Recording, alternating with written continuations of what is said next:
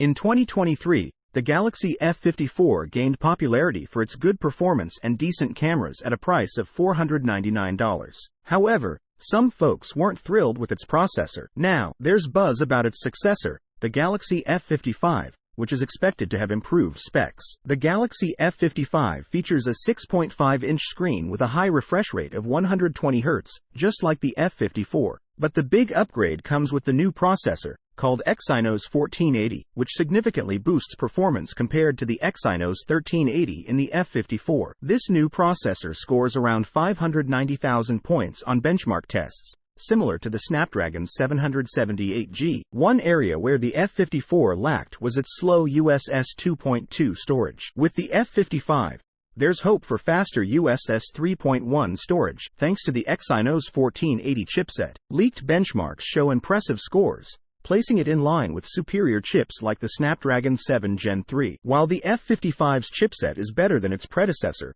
it still falls short of matching the Snapdragon 8 Gen 2. The main camera is rumored to feature a 50-megapixel sensor, possibly the Samsung ISOCELL GN3 or GN5, similar to flagship models like the S24. Additionally, the F55 is expected to have a 32-megapixel front camera and an upgraded 12-megapixel ultrawide camera. There were rumors about an AMD GPU, but confirmation is pending until the official launch. The F55 will come with Android 14 and One UI 6 out of the box, with improvements like a metal frame for durability. It's uncertain whether it will include Galaxy AI features or receive 7 years of support from Samsung. The battery capacity is 5,000 mAh, supporting 25-watt charging for quick power-ups. Considering it's almost the end of February 2024, we can expect the Galaxy F55 to be released in March 2024. What are your thoughts on these upgrades? Let me know in the comments. Until next time, peace out.